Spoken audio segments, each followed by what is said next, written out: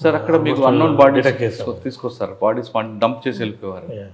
ఆ టైంలో ఎలాంటి క్లూ లేని బాడీని బ్రేక్ త్రూ తీసుకొచ్చారా మీరు? ఒక కేసు అని చెప్పగలరా? అంటే most of the థింగ్స్లో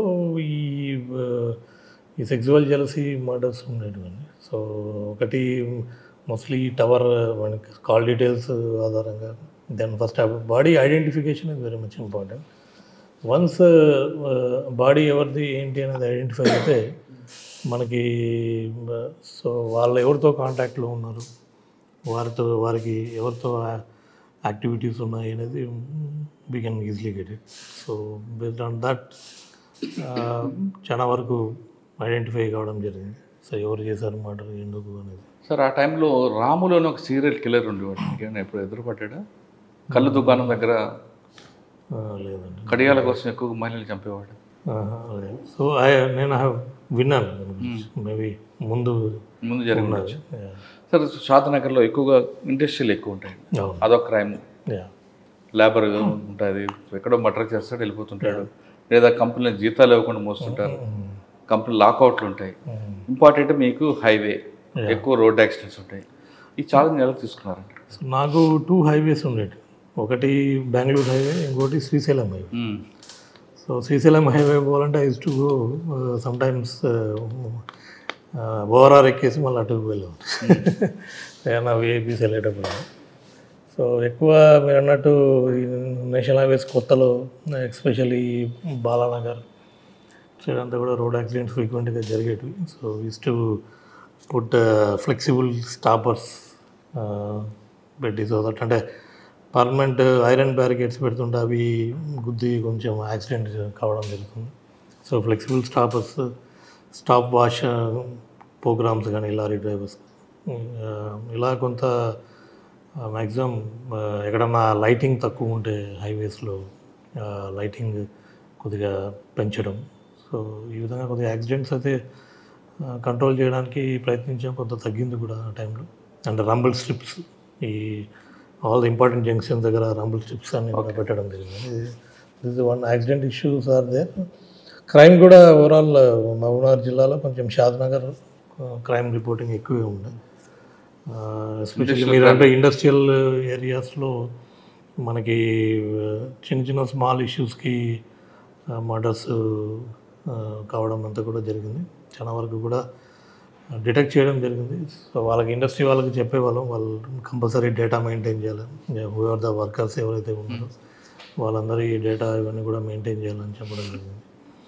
so but అంత ఇండస్ట్రీస్లో ఎక్కువ 1 or 2 ఇన్సిడెంట్స్ అట్లా జరిగాయి, కానీ బట్ మేజర్ క్రైమ్ ఇండస్ట్రీస్ నుంచి తక్కువే ఉంది. అంటే ఎక్కువ మనకి స్పొరాడిక్ మర్డర్స్ ఈ తాండాస్లో అట్లా సెక్సువల్ జెలసీ వల్ల ఇలాంటివి ఉండేది. ఓకే. అండ్ ఇండస్ట్రియల్ యాక్సిడెంట్స్ ఒకటి జరిగిందండి ఆ టైంలో, ఇండిపెండెన్స్ డే రోజు. సో ఒక బాయిలర్ బ్లాస్ట్ అయింది. బాయిలర్ బ్లాస్ట్ అయ్యి almost 9 persons seriously injured. And Odisha వాళ్ళు ఛత్తీస్గఢ్, ఒడిస్సా నుంచి వెళ్ళండి. Have seen bodies and burned bodies OIC హాస్పిటల్లో, ఇవన్నీ కూడా. సో దట్ వాజ్ వన్ బాధాకరమైన ఇన్సిడెంట్. సార్ షాద్నగర్ తర్వాత నెక్స్ట్ పోస్ట్? షాద్నగర్ తర్వాత నేను మళ్ళీ గ్రౌండ్స్ ట్రైనింగ్ అప్పుడు మాకు పెండింగ్ పెట్టారు. Then I went for grounds training.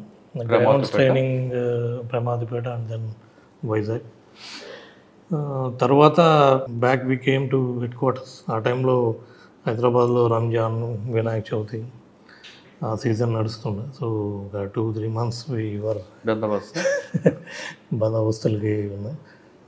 Old city Ramzan festival, and then Ganesh, సైబరాబాద్లో గణేష్, అండ్ దెన్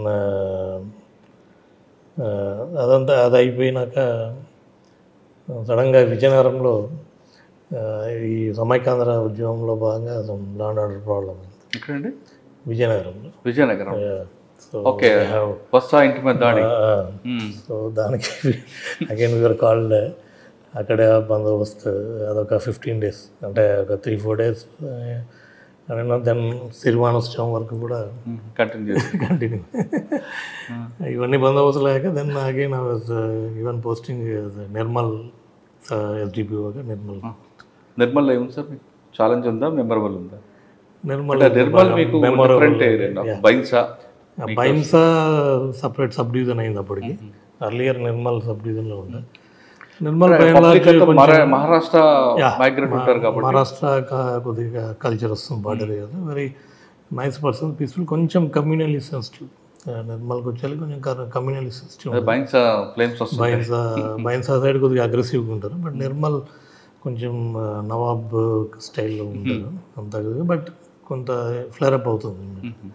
సో అదొకటి. Otherwise Nirmal is by and large peaceful area. కొంత అన్నట్టు లైక్ ఇలిటరసీ వల్ల కావచ్చు, ఈ తాండాస్లో కానీ ఆర్ అదర్ ఏరియాస్ చిన్న చిన్న మర్డర్స్ ఇలా. నిర్మల్లో మీకు డెకైడ్ గ్యాంగ్స్ ఎక్కువ ఉండేవండి. మహారాష్ట్ర వచ్చి ఇక్కడ కొట్టుకొని మహారాష్ట్ర వెళ్ళిపోయేవారు. సో నిర్మల్లో అంటే నేను ఉన్నప్పుడు అంత లేదా సీరియస్ అఫెన్స్ లక్కీగా ఏం జరగలేదు.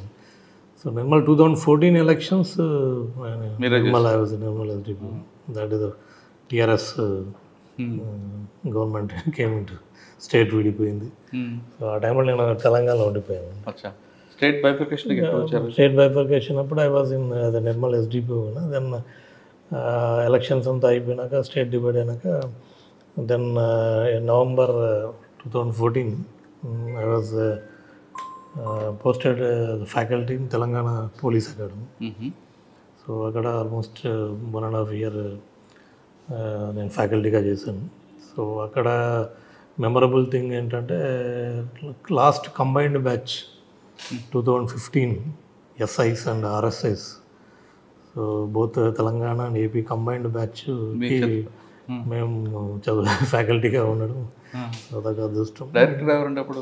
అప్పుడు Ish Kumar sir, first Malkonda sir was director garu, then Ish Kumar sir డైరెక్టర్గా ఉన్నా. తర్వాత అప్పటి నుంచి దెన్ ఐ కేమ్ టు ఏపీలో రిపోర్ట్ చేసుకున్నాను 2017లో. దెన్ టెక్నికల్ సర్వీసెస్ వింగ్లో I joined as a DSP. And మా ప్రెస్టీజియస్ సిసిటిఎన్ఎస్ ప్రాజెక్ట్ ఏదైతే పోలీస్ డిపార్ట్మెంట్, దానికి నోడల్ ఆఫీసర్గా చేశాను. సో ద ఇంప్లిమెంటేషన్ రియల్లీ బాగా ఇంట్రెస్టింగ్గా ఉంది.